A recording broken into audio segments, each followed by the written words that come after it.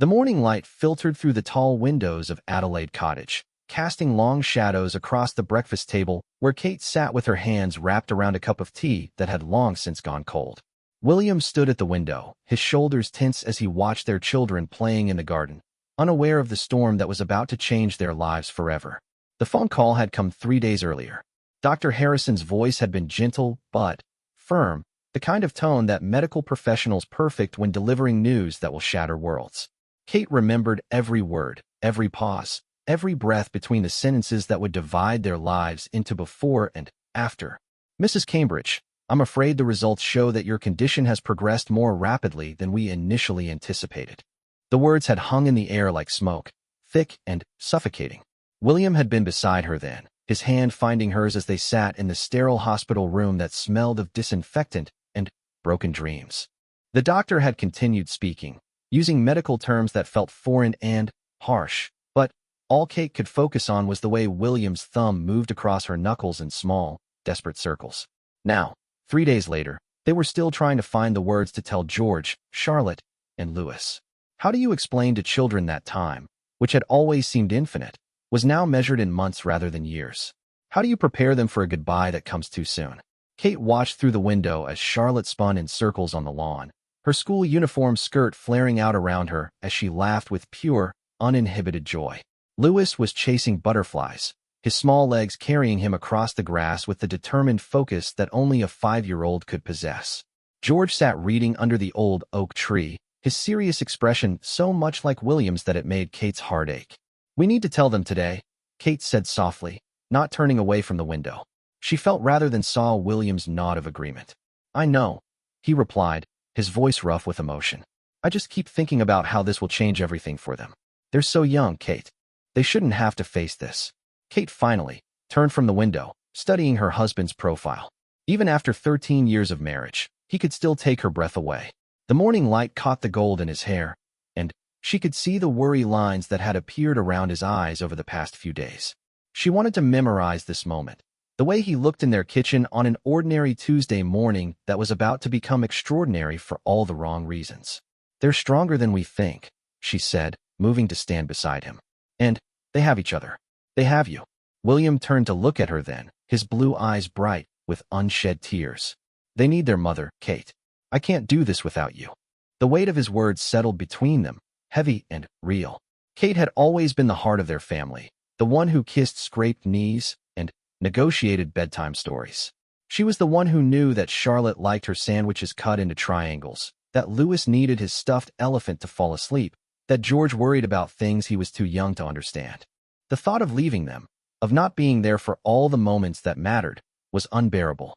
But she also knew that dwelling on what couldn't be changed would steal precious time from what could be savored. She had learned this lesson from her own mother, who had faced her own battles with quiet dignity and fierce love. "Then, we make every moment count," Kate said, reaching up to touch William's cheek. "We love them so hard that they'll carry it with them always. We give them memories that will last a lifetime."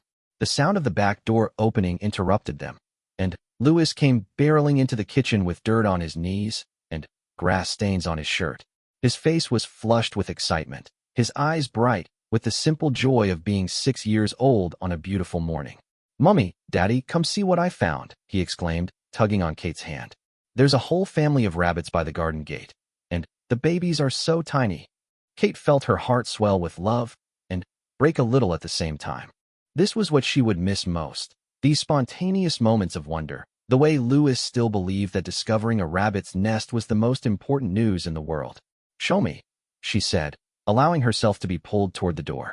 William followed, and together they walked into the garden where Charlotte and George had joined Louis by the gate. "Look, Mummy," Charlotte whispered, pointing to the small burrow where a mother rabbit sat with her babies. "She's taking such good care of them." Kate knelt beside her daughter, watching the rabbits with an intensity that surprised her. The mother rabbit was indeed attentive, grooming her babies with careful precision, never straying far from their side. There was something both beautiful and heartbreaking about the scene, this natural display of maternal love and protection that felt like a mirror to her own situation. "She knows exactly what they need," Kate murmured, more to herself than to the children. George, always the thoughtful one, looked up at her with serious eyes. Do you think she worries about them when she's not there? The question hung in the air, loaded with meaning that George couldn't possibly understand, but that hit Kate like a physical blow. She met William's eyes over their son's head, seeing her own pain reflected there. I think, Kate said carefully, that mothers love their children so much that they're never really apart from them. Even when they can't be together, that love stays strong. Charlotte slipped her small hand into Kate's. Like how you love us when you're at work or when we're at school. Exactly like that, Kate said, squeezing her daughter's hand. But even stronger. They stood there for a long time, watching the rabbit family, each lost in their own thoughts. Kate tried to imprint the moment in her memory. The way the morning sun felt on her face, the sound of her children's breathing, the warmth of William's hand on her shoulder.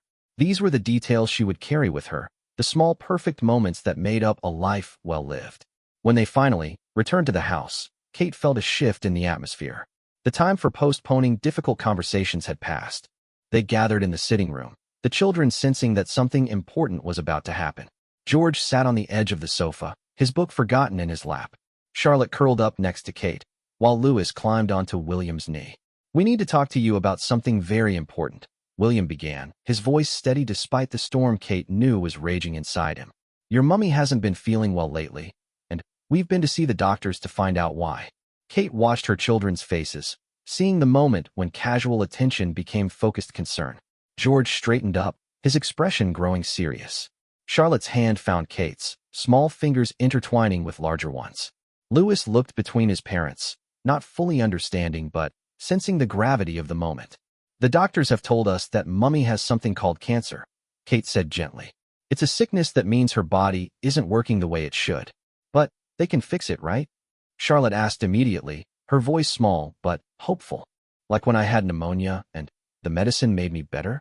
This was the moment Kate had been dreading, the question that would require an answer she didn't want to give.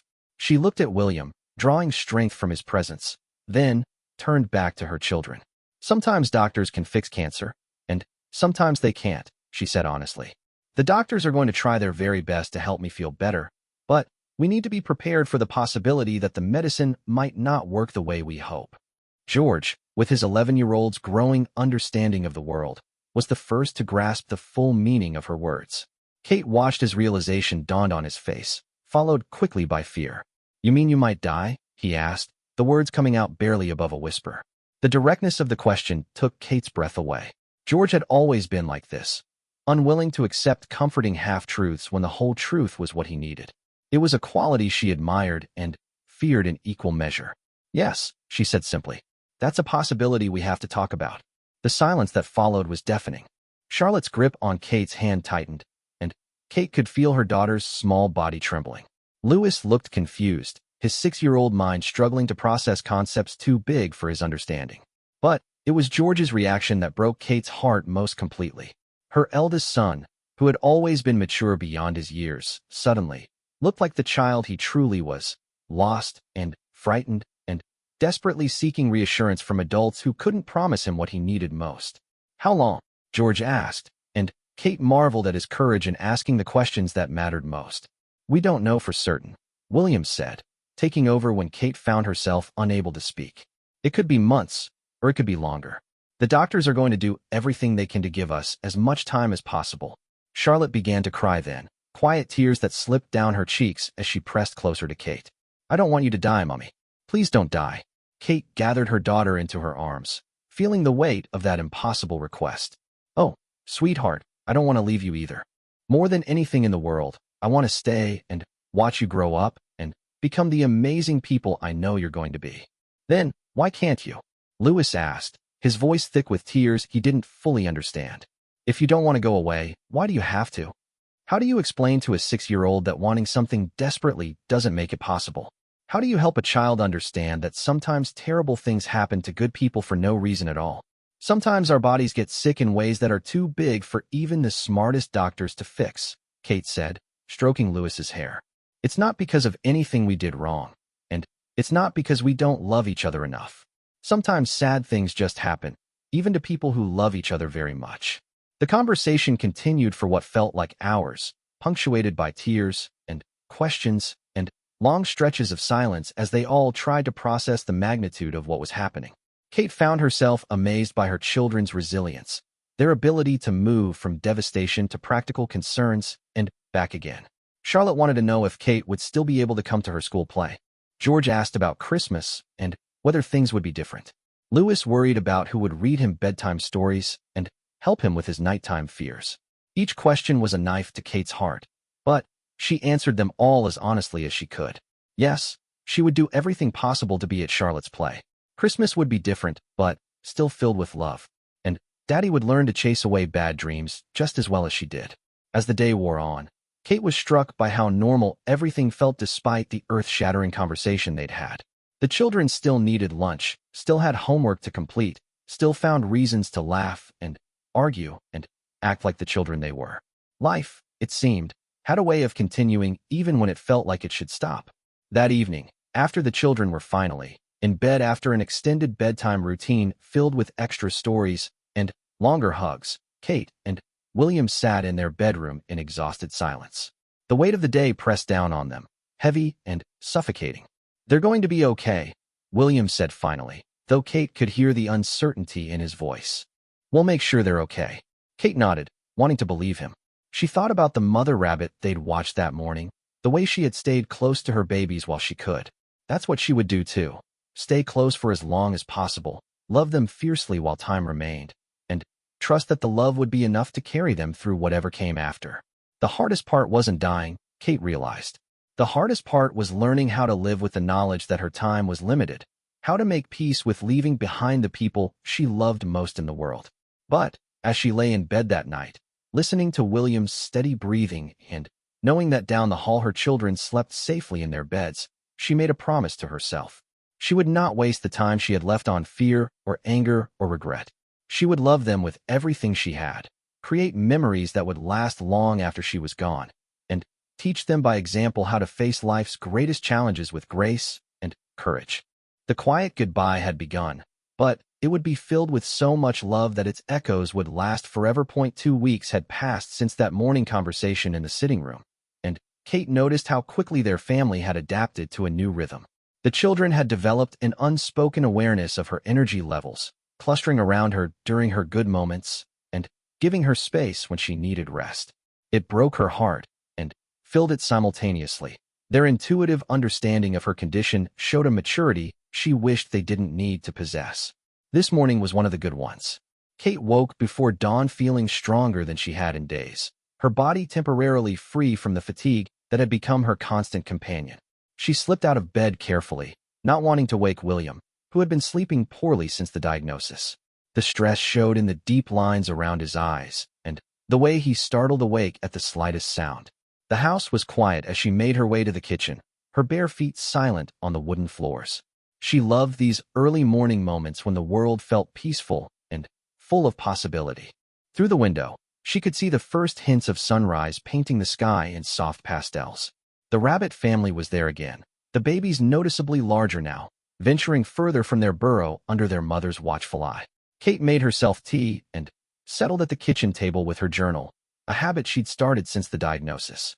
Dr. Harrison had suggested it as a way to process her emotions, but Kate had found it served a different purpose entirely. These pages had become letters to her children, stories and memories, and all the advice she wouldn't be there to give them when they needed it most. Today she was writing to Charlotte, trying to capture the essence of their relationship on paper. Her daughter was so much like her, intuitive, caring, sometimes too sensitive for her own good.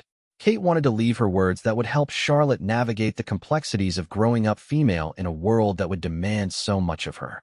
"My dearest Charlotte," she wrote, "today you asked me if dying hurts, and I realized that the physical pain isn't what frightens me most.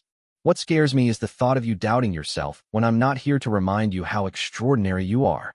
The sound of small feet on the stairs interrupted her writing. Louis appeared in the doorway, his hair sticking up at odd angles, clutching his stuffed elephant. At 6, he was still young enough to seek comfort from his parents when bad dreams interrupted his sleep. "Mummy, I had a scary dream," he said, his voice thick with sleep and tears. Kate closed her journal and opened her arms. "Come here, my love." Louis climbed onto her lap, fitting perfectly against her chest the way he had since he was a baby. His warm weight was comforting, a reminder of all the moments like this she had treasured all the ones she would miss. "Tell me about your dream," she said, stroking his hair. "There was a big storm, and you went away in it," Louis mumbled against her shoulder. "I couldn't find you anywhere, and Daddy was crying." Kate's heart clenched.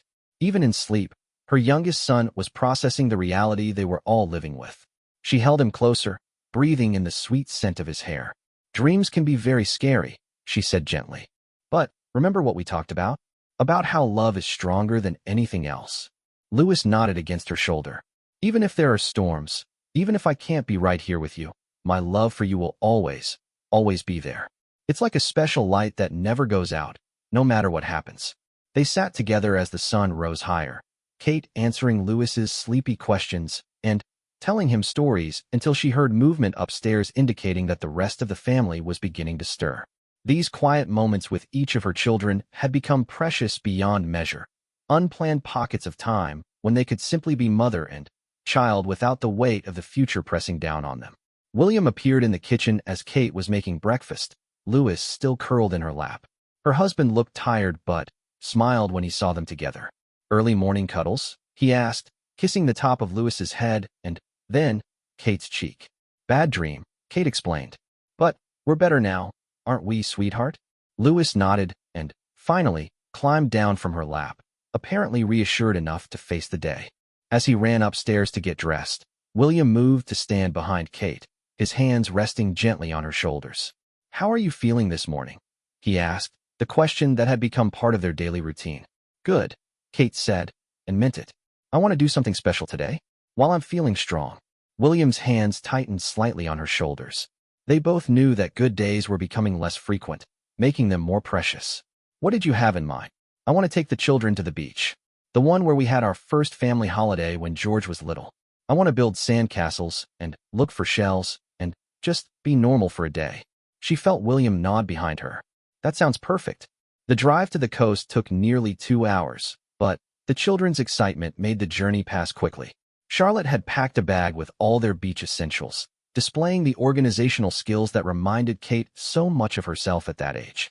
George sat quietly in the front seat, but Kate could see his anticipation in the way he kept looking out the window as they got closer to the sea. Louis bounced in his car seat, asking endless questions about crabs and seagulls and whether they might see dolphins. When they finally arrived at the small, secluded beach that held so many family memories, Kate felt a rush of emotion.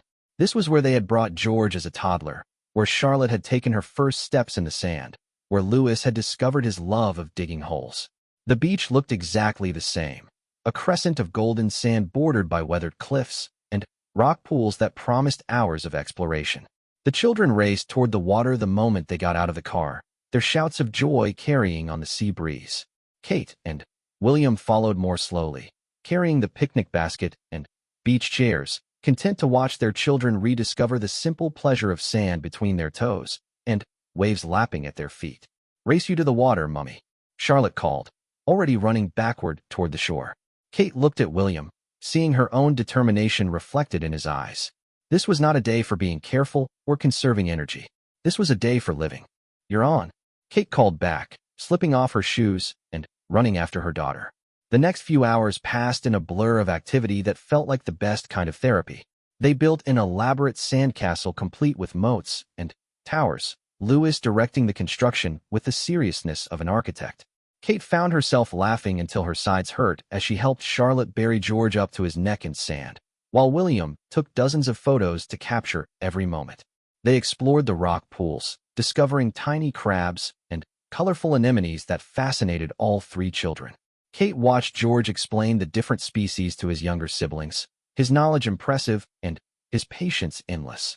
These were the moments that made her proudest, seeing how kind and thoughtful her children were, how naturally they looked after each other. As the afternoon wore on, they spread out their picnic blanket and shared sandwiches and fruit while the children chattered about their discoveries. Kate lay on her back, looking up at the clouds and listening to the sound of her family's voices mixing with the rhythmic crash of the waves. If she could choose one moment to live in forever, it might be this one. "Mummy, look what I found," Louis said, interrupting her peaceful moment. He held out a smooth, heart-shaped stone that had been polished by countless tides. "It's beautiful," Kate said, sitting up to examine his treasure. It's for you, Lewis said simply. Because it's the same shape as how much I love you. Kate felt tears sting her eyes as she accepted the small gift. The stone was warm from the sun and smooth against her palm, a tangible reminder of this perfect day. I'll treasure it always, she told him, and meant every word. As the sun began to set, painting the sky in brilliant oranges and purples, they gathered their things reluctantly. None of them wanted this magical day to end. Kate felt the exhaustion creeping in now, her body reminding her of its limitations, but her heart felt fuller than it had in weeks. On the drive home, the children's voices gradually quieted as they succumbed to the fatigue that follows a perfect day at the beach. Kate turned in her seat to look at them, Charlotte leaning against George's shoulder, Lewis clutching his bucket of shells, all of them sandy and sun-kissed and completely content. Thank you, she said quietly to William, who reached over to take her hand. For what? For giving me today? For giving them today? For understanding that making memories matters more than being careful right now. William squeezed her hand. We'll have more days like this, he said, though they both knew such promises were beyond anyone's ability to make. That evening, after the children had been bathed and fed and tucked into bed with extra stories about their beach adventure, Kate returned to her journal. But instead of writing the letter she had planned, she found herself simply recording the day in all its simple perfection. She wrote about Lewis's face when he found the heart-shaped stone, about Charlotte's determination to make their sandcastle the most elaborate one on the beach, about George's gentle way of explaining sea creatures to his siblings. She wrote about William's laughter and the way the sunlight caught in his hair, about how natural and right it felt to be a family enjoying a beautiful day together. These were the moments that mattered, Kate realized. Not the grand gestures or elaborate plans, but these simple expressions of love and joy. This was what she wanted her children to remember, not the sadness of her illness, but the richness of their life together. As she wrote, she could hear William on the phone downstairs, probably talking to his father about arrangements that needed to be made, decisions that couldn't be postponed much longer. The practical realities of her condition were always there, lurking at the edges of even their best days. But today had been about more than managing illness or preparing for loss. Today had been about celebrating life. Kate closed her journal and went to check on the children one more time. George was fast asleep, his book fallen open on his chest. She marked his place and turned off his light, pressing a gentle kiss to his forehead. In Charlotte's room, she found her daughter had created a small display of the shells they'd collected, arranging them carefully on her nightstand. Lewis was curled around his stuffed elephant, one sandy hand still clutching the small plastic shovel he'd refused to leave at the beach. Looking at each of her sleeping children, Kate felt a profound sense of gratitude. Despite everything they were facing, despite the uncertainty that clouded their future, they had had today. They had had laughter and sunshine and the simple joy of being together. Whatever came next, no one could take that away from them. When she finally returned to her bedroom, Kate found William sitting on the edge of the bed, his head in his hands. The weight of maintaining optimism for the children's sake was taking its toll on him, she knew. The burden of being strong when everything inside him was falling apart was enormous. It was a good day, she said softly, sitting beside him. William looked up at her, his eyes bright with unshed tears. The best, he agreed. I just wish. I know, Kate said, taking his hand. But we can't live in the wishes, my love. We have to live in the moments we're given. And today was a gift. They sat together in the gathering darkness, both lost in their own thoughts, but comforted by each other's presence. Outside their window, the world continued its ancient rhythms, the wind rustling through the trees, the distant sound of traffic, the ordinary sounds of life continuing despite their personal crisis. Kate thought about the mother rabbit they'd observed weeks ago, how she had protected and nurtured her babies while she could. Tonight, Kate felt like she understood that instinct more deeply. Love wasn't just about being present. It was about making the presence count. It was about filling whatever time you had with as much joy and connection as possible. Tomorrow would bring new challenges, more difficult conversations, perhaps more limitations on what her body could do. But tonight, she would fall asleep remembering the sound of her children's laughter carried on the sea breeze, the feeling of sand between her toes, and the warmth of her husband's hand in hers as they watched their family play in the surf. Some goodbye moments were dramatic and final, but others were quiet and perfect, disguised as ordinary family days. Today had been one of the latter, and Kate knew that long after she was gone, her family would remember the day they built castles in the sand and found heart-shaped stones and felt absolutely, completely loved. October arrived with a crisp bite in the air and leaves beginning their transformation from green to gold. Kate watched from her bedroom window as the children played in the garden, their breath visible in small puffs as they chased each other around the oak tree. The changing season felt symbolic somehow, as if nature itself was reflecting the transition their family was experiencing. The treatments had been harder than anyone expected. What started as cautious optimism from the medical team had evolved into frank discussions about comfort and quality of life. Kate had stopped asking about timelines after Dr. Harrison's last visit, when she saw the answer in his eyes before he spoke the words. Instead, she focused on making the most of each day, even as those days became increasingly defined by her body's limitations. This morning, she had something important to do. Charlotte's school play was this evening, and despite the fatigue that seemed to live in her bones now, Kate was determined to be there. Her daughter had been practicing her lines for weeks, transforming their sitting room into a makeshift stage as she rehearsed her role as the autumn fairy in the school's seasonal production. "Mummy, you have to promise you'll be there," Charlotte had said the night before, her young face serious with worry. "All the other mummies will be there." "I wouldn't miss it for the world," Kate had promised, meaning every word even as she wondered if her body would cooperate with her intentions. Now, as she slowly got dressed, choosing her clothes carefully to hide how much weight she had lost, Kate reflected on how much had changed since that first conversation in their sitting room. The children had adapted in ways that both amazed and heartbroken her. George had taken on the role of older brother with new seriousness, helping Lewis with homework and making sure Charlotte remembered her school bag. Charlotte had become Kate's shadow, always finding excuses to stay close, as if her presence alone could ward off the inevitable. And Lewis, sweet Lewis, had developed a habit of bringing Kate small gifts, flowers from the garden, drawings from school, the occasional interesting rock, as if these offerings could somehow make her better. William appeared in the doorway, already dressed for work, but moving with the careful attention he developed around her morning routine.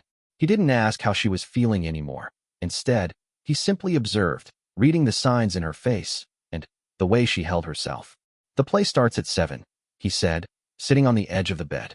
"I'll pick you up at 6:30, so we have plenty of time to find good seats." Kate nodded, grateful for his understanding that she needed to conserve her energy for the evening.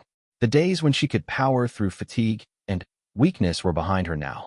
Every activity required planning, every outing a careful calculation of energy spent versus importance gained. "Charlotte's been practicing her curtsy," Kate said, smiling at the memory of her daughter's serious attention to getting every detail perfect. "She's convinced it's the most important part of her performance." William smiled too, but Kate could see the shadow of sadness behind his eyes. They had both become experts at finding joy in small moments while carrying the weight of larger grief. It was an exhausting balance, but one they maintained for the children's sake. After William left for his meetings, Kate made her way downstairs slowly, holding the banister and taking her time. The children were at school, the house quiet in the way it only was during the day. She had learned to appreciate this solitude, using the peaceful hours to rest and reflect and sometimes just to be still with her thoughts. She settled in the sitting room with her journal and tea, intending to write another letter to the children.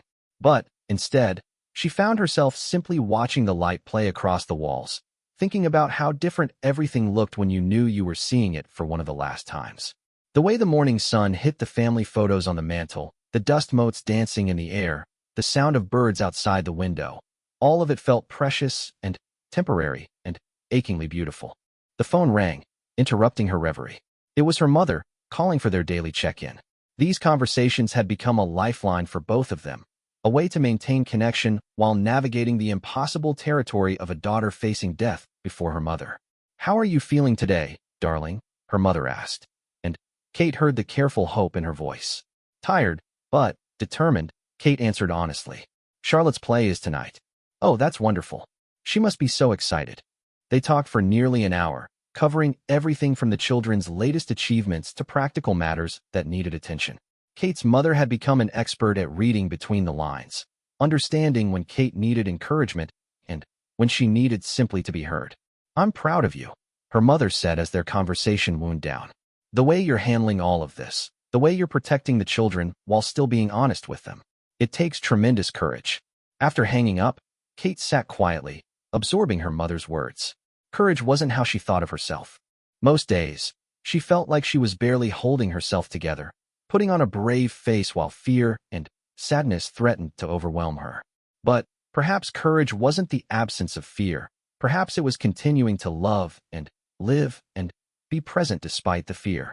The afternoon passed slowly as Kate rested and prepared for the evening. She chose her outfit carefully, a soft blue dress that Charlotte had always loved, comfortable shoes that would make walking easier, a scarf to ward off the chill.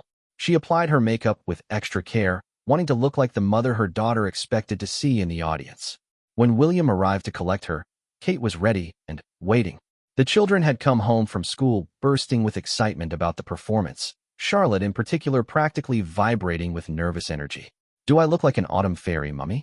Charlotte asked, spinning in her costume of brown and orange layers with gold ribbon woven through her hair. "You look absolutely magical," Kate said, and meant it. Her daughter was beautiful, glowing with the confidence that came from weeks of preparation and the knowledge that her family would be watching. The school hall was crowded with parents and grandparents, everyone clutching programs and searching for the best seats. William guided Kate to chairs near the back where she could lean against the wall if needed, but close enough that Charlotte would be able to see them clearly. As the lights dimmed and the curtain rose, Kate felt a familiar swell of emotion. These milestone moments had taken on new significance since her diagnosis. Every school play, every bedtime story, every ordinary Tuesday became precious when you knew how finite they were. Charlotte's performance was everything Kate had hoped it would be. Her daughter moved across the stage with grace and confidence, her lines delivered clearly and with genuine emotion. When it came time for the famous curtsy Charlotte had been practicing, she executed it perfectly, her face beaming with pride as she caught sight of her parents in the audience. Kate found herself crying, not from sadness but from overwhelming love and pride. This was her daughter, this confident, talented, beautiful girl who would continue growing and achieving and becoming everything she was meant to be.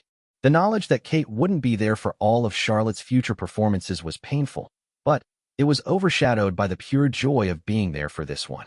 During intermission, Kate recognized other parents from previous school events, but she noticed how some of them looked at her now. Word had gotten out about her illness, and she could see the mixture of sympathy and discomfort in their faces. Some approached to offer encouragement or support, while others seemed uncertain about whether to acknowledge her situation at all.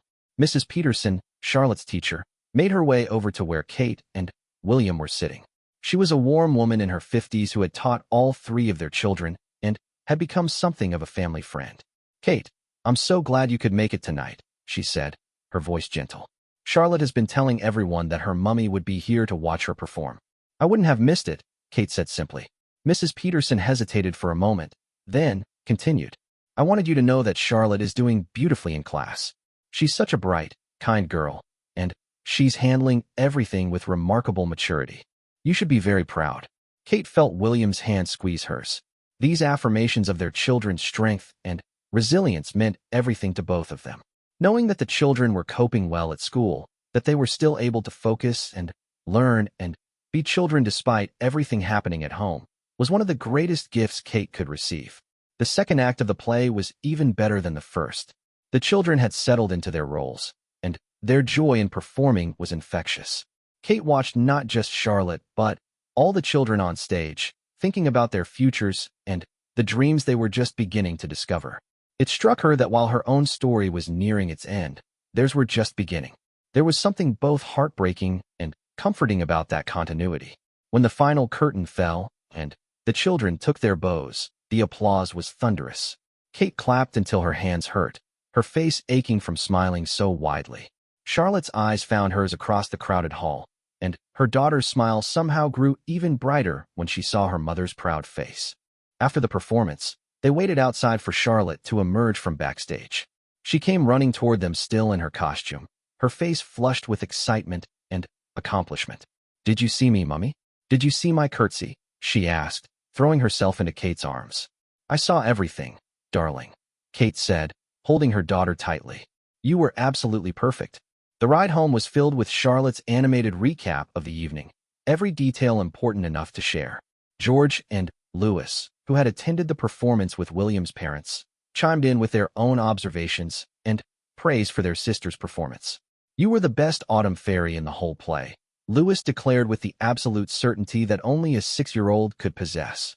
"There was only one autumn fairy," George pointed out with 11-year-old logic. "Then, she was definitely the best one," Louis insisted, making everyone laugh. As they pulled into their driveway, Kate felt the exhaustion hit her like a wave. The evening had taken more out of her than she had expected, but it had been worth every ounce of energy she had spent. This was what mattered, being present for the moments that mattered to her children. Later, after Charlotte had carefully hung up her costume and the children were all in bed, Kate sat in the sitting room with William, both of them processing the evening in comfortable silence. The house felt different somehow, charged with the energy of celebration and accomplishment. "She was incredible tonight," William said finally. "She was," Kate agreed. "And she'll be incredible in all the performances I won't be there to see." It was the first time she had spoken so directly about missing future milestones, and she felt William go still beside her. They had both been thinking it, but giving voice to the reality made it somehow more real. "She'll know you wanted to be there," William said quietly. "They all will." Kate nodded, leaning against his shoulder. "I keep thinking about what I want them to remember about tonight. Not that I was sick, or that it was difficult for me to be there, but that I was proud, that I loved watching them shine." "That's exactly what they'll remember," William assured her.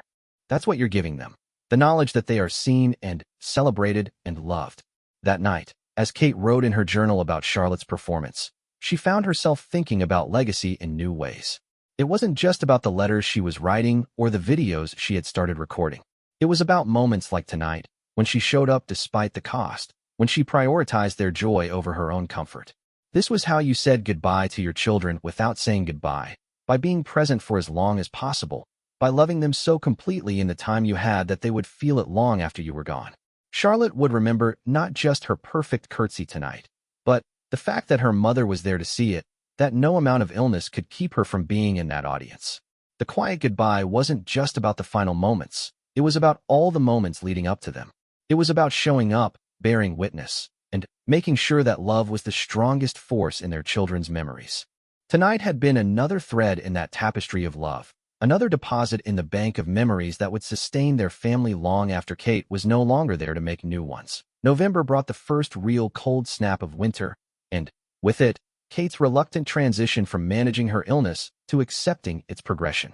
The hospital bed that now occupied their bedroom felt like an unwelcome guest, a stark reminder that their home was becoming a place of endings rather than beginnings.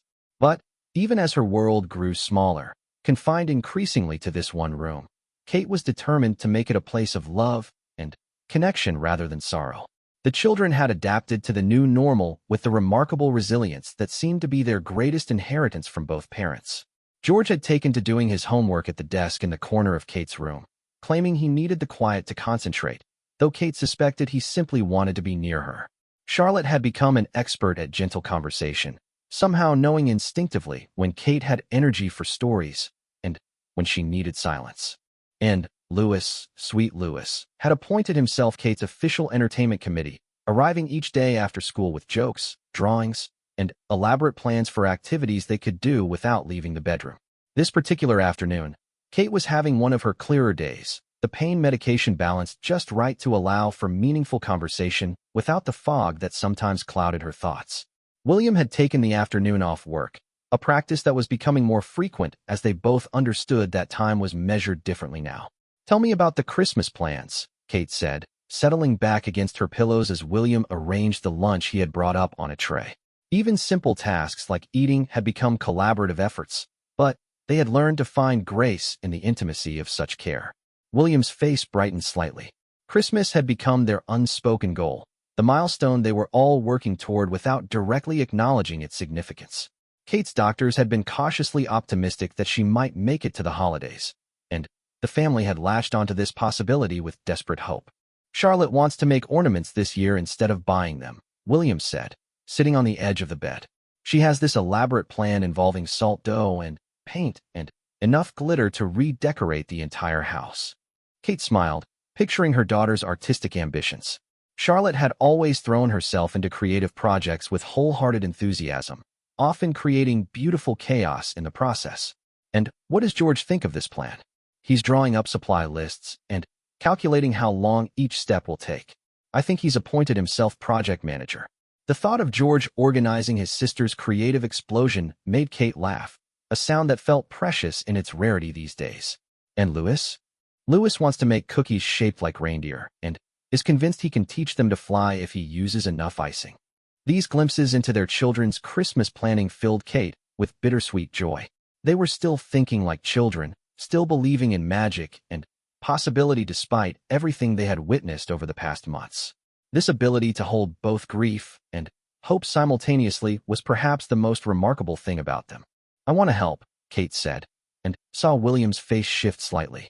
They had learned to navigate the space between what Kate wanted to do and what she was actually capable of doing, but the conversation still required delicate balance.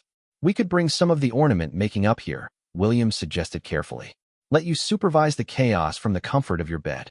Kate nodded, grateful for his understanding.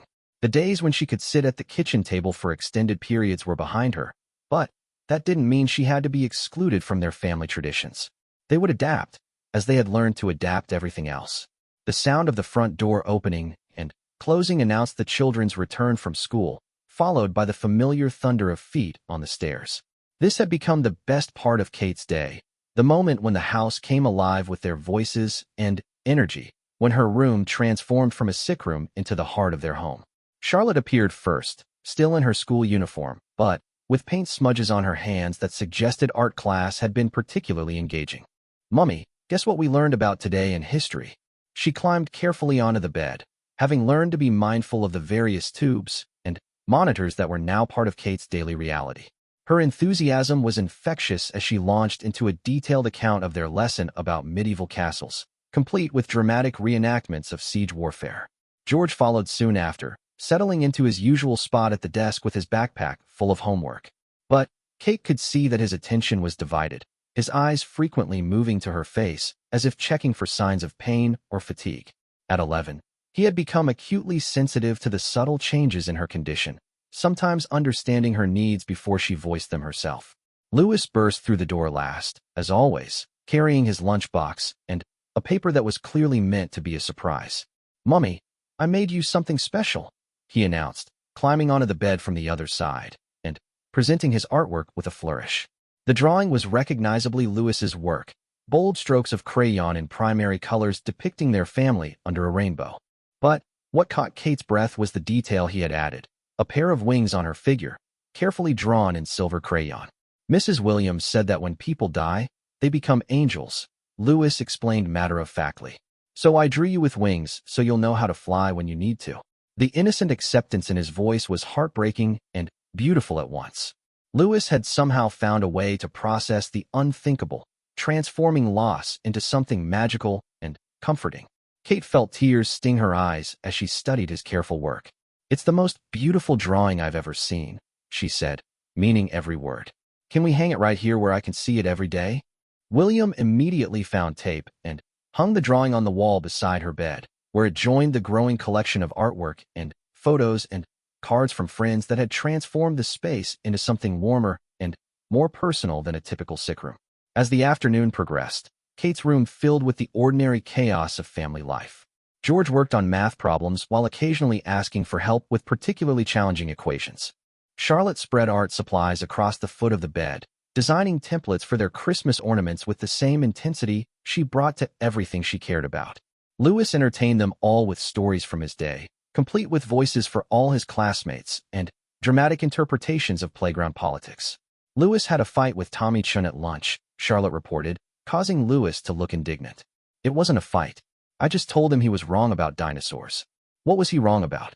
Kate asked, genuinely curious about the 6-year-old scientific debate that had apparently caused social disruption. "He said T-Rex couldn't swim, but I know they could because I saw it in a book," Louis explained earnestly. "So I told him he was wrong, and he got mad, but I was just telling the truth." Kate exchanged a look with William over Louis's head. Their youngest son had inherited an uncompromising commitment to accuracy that sometimes created social challenges, but also demonstrated his intellectual curiosity and confidence in his own knowledge. Sometimes being right isn't the same as being kind, Kate said gently. What matters more, proving Tommy wrong or keeping him as a friend? Lewis considered this with the seriousness he brought to all important questions. Keeping him as a friend. But can I still correct him if he's wrong about important stuff? Maybe you could ask him where he learned about dinosaurs instead of telling him he's wrong, George suggested, looking up from his homework. Then, you can share your information without making him feel bad. Kate felt a surge of pride watching her eldest son offer guidance to his little brother. These moments of sibling wisdom and care were happening more frequently, as if the children instinctively understood that they needed to strengthen their bonds with each other. As evening approached and dinner time neared, Kate felt the familiar fatigue beginning to creep in. But she resisted the pull toward sleep, wanting to hold on to these precious hours when her room felt like the center of their universe rather than a place of waiting and watching. Tell me about your dreams, she said suddenly, addressing all three children. Not the dreams you have when you're sleeping, but the dreams you have for your futures. What do you want to be when you grow up? The question sparked an immediate and enthusiastic response. Charlotte wanted to be an artist who painted murals on the sides of buildings so that everyone could see beautiful things as they walked through the city. George was torn between becoming a scientist who studied ocean creatures and an engineer who built bridges. Lewis's ambitions changed daily, but today he wanted to be a dinosaur expert who also knew how to fly airplanes. Those are wonderful dreams, Kate said, imagining each of her children pursuing their passions with the same intensity they brought to everything else. Promise me you'll work hard to make them come true. We promise, Mummy, Charlotte said solemnly, speaking for all of them. As the children were called downstairs for dinner, Kate found herself alone with William for the first time that day. The room felt different in their absence, quieter but somehow emptier despite the evidence of their presence scattered around the space. They're going to be okay, William said, as if reading her thoughts. They are, Kate agreed. But I worry about you. Who's going to take care of you when I'm gone? It was a conversation they had been avoiding, the practical reality of William becoming a single father while also dealing with his own grief.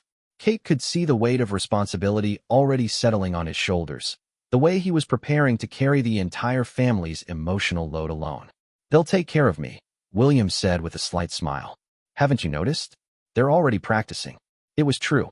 Kate had observed the way Charlotte had started asking William about his day, the way George offered to help with tasks around the house without being asked, the way Lewis made sure to include William in all his jokes and stories.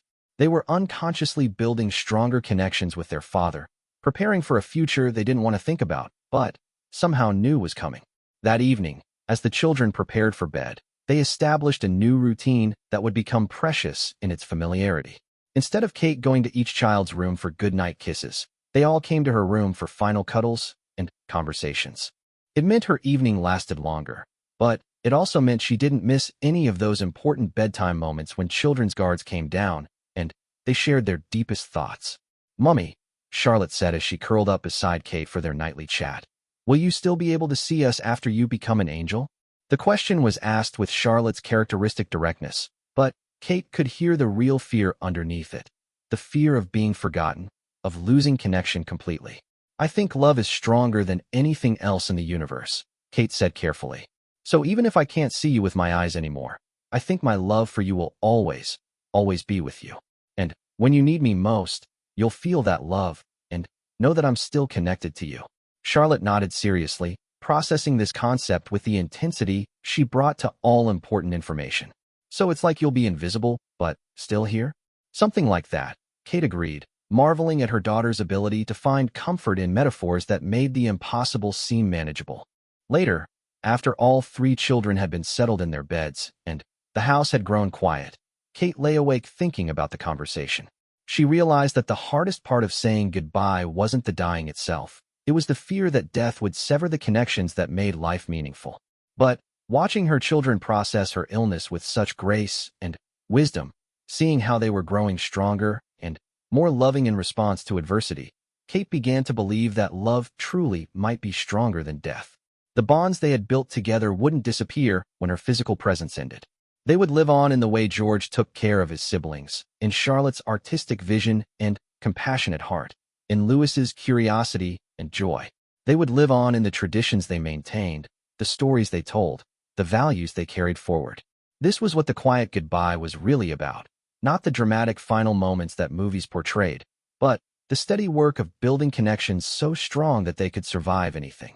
Tonight, surrounded by evidence of her children's love and growth, Kate felt something she hadn't experienced in months: peace with the idea of letting go. December arrived with a gentle snowfall that transformed their garden into a winter wonderland, and Kate knew with quiet certainty that this would be her last Christmas. The knowledge sat differently with her now than it had months ago. Instead of the crushing weight of loss, she felt something closer to gratitude. Gratitude for making it this far, for being conscious and present for one final celebration with her family. The Christmas preparations had taken on an almost sacred quality, each tradition carefully observed and lovingly executed. The children approached every activity with heightened awareness, as if they too understood the preciousness of this particular holiday season. Charlotte's ornament-making project had indeed covered most of the house in glitter, but the results were spectacular: delicate salt dough creations painted in brilliant colors and hung with gold ribbon. George had documented each step of the process with photographs, creating what he called the official record of our best Christmas ever. Louis had successfully taught several cookie reindeer to fly by hanging them from the ceiling with invisible fishing line, creating a magical aerial display that never failed to make everyone smile. Kate spent most of her time now in the sitting room, where William had arranged a daybed near the Christmas tree so she could be part of the family's daily rhythms without the isolation of the upstairs bedroom. The tree itself was a masterpiece of family collaboration, slightly crooked but absolutely perfect, decorated with years of accumulated ornaments that told the story of their life together.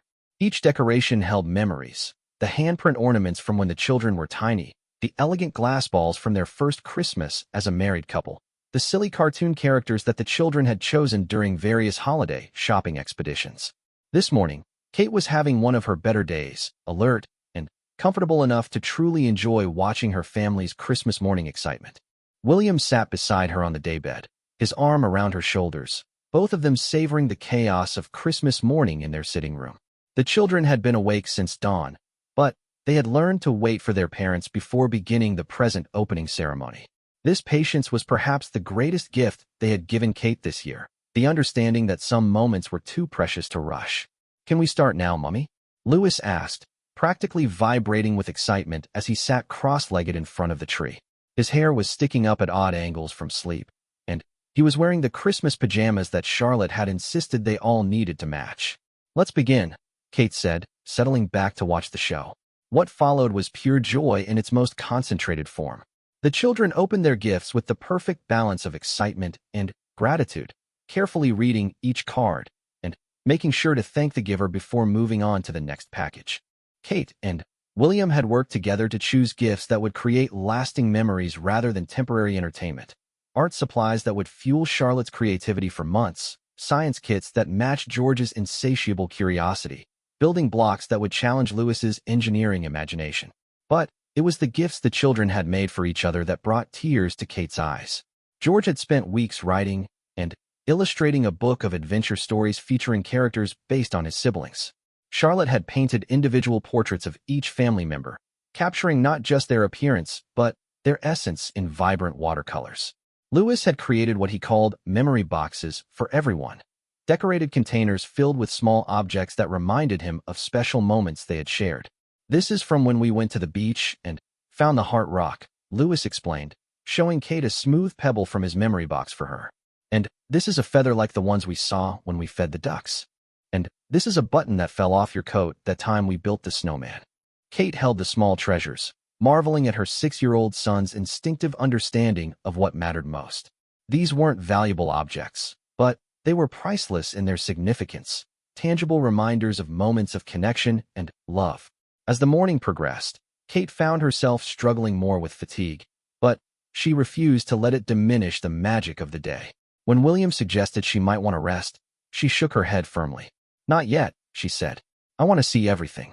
The children seemed to sense her determination and adjusted their energy accordingly, settling closer to her on the sofa for story time and quiet conversation. Charlotte leaned against Kate's side, tracing patterns on her mother's hand as they talked about the upcoming school break. George sat on the floor nearby, showing her the photographs he had been taking throughout the morning with the camera he had received as a gift. Louis curled up in William's lap, but his attention remained fixed on Kate as if he was trying to memorize every detail of her face. "Tell us the story about your first Christmas together," Charlotte requested, settling in for one of the family narratives she loved most. Kate smiled, remembering that first Christmas she and William had celebrated as newlyweds. They had been so young, so convinced that they had all the time in the world to create traditions and build their life together. The tree had been tiny, their flat even smaller, but they had been rich in love and hope for the future. "We had no money for expensive gifts," Kate began, her voice growing stronger as she fell into the rhythm of storytelling. "So we decided to give each other gifts that didn't cost anything, but meant everything." "What did you give Daddy?" Louis asked, though he had heard this story many times before. "I gave him a book of coupons I had made myself. Each coupon was good for something special. A home-cooked meal of his choice, a back rub after a difficult day, a promise to watch whatever film he wanted without complaining, even if it was one of those terrible action movies he loves." The children giggled at this, well acquainted with their father's questionable taste in entertainment. "And what did Daddy give you?" Charlotte prompted. "He gave me a jar filled with slips of paper. Each paper had something written on it that he loved about me or a memory of something special we had done together. He told me that whenever I was feeling sad or lonely, I should read one of the papers and remember how much he loved me." William's arm tightened around Kate's shoulders, and she knew he was remembering that jar, which still sat on her nightstand upstairs. Over the years, whenever Kate faced difficult moments, she would read one of those original notes or add new ones that William had written. The jar had become a tangible representation of their love story, growing fuller as their relationship deepened. "Do you still have the jar?"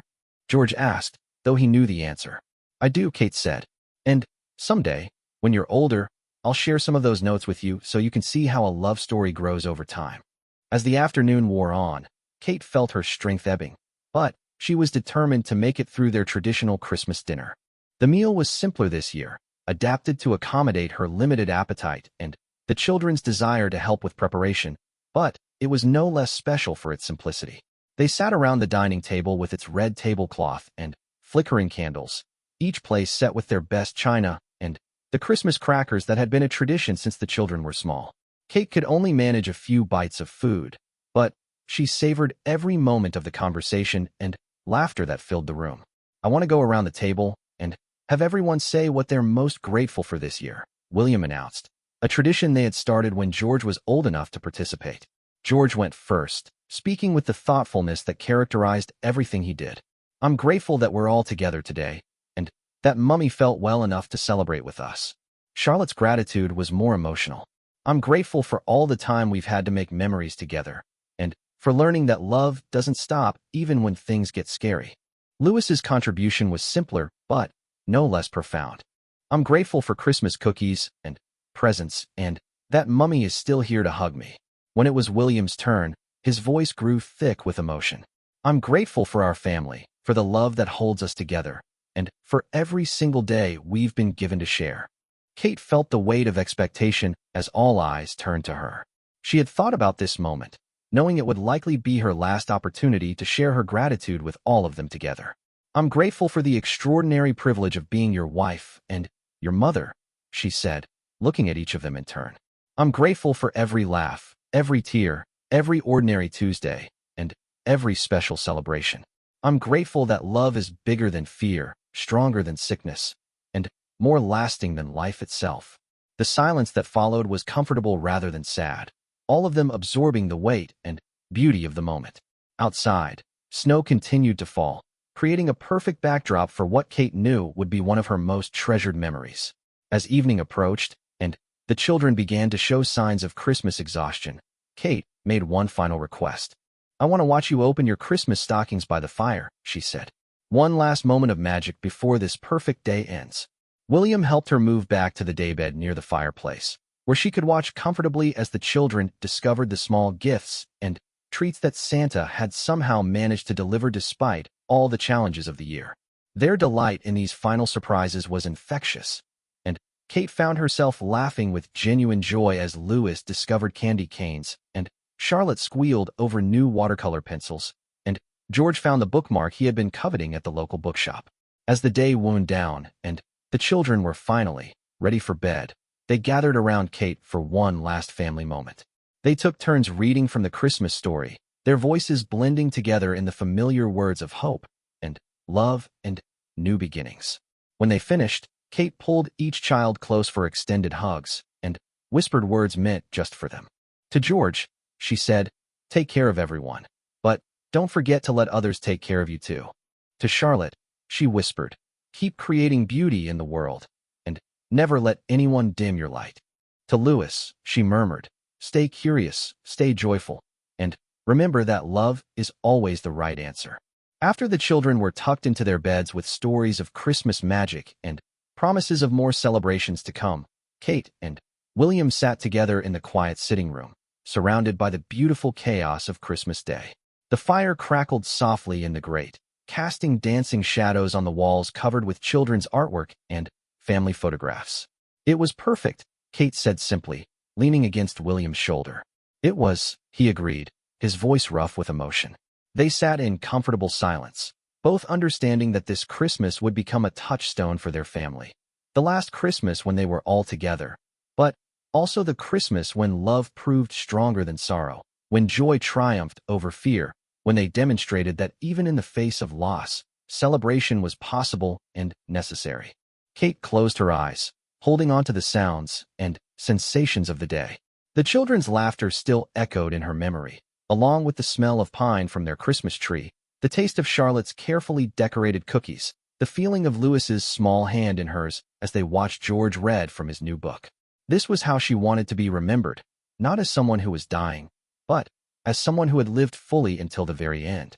Someone who had loved her family fiercely and completely, who had found joy in simple moments and created magic out of ordinary days.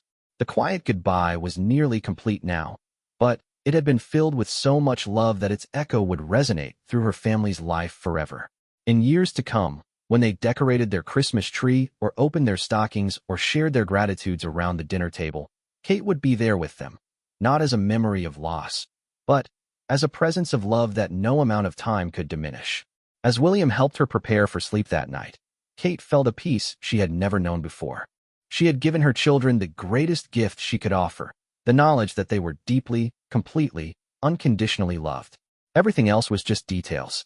The quiet goodbye had been perfect, and now she could rest in the certainty that love truly was stronger than anything else in the universe.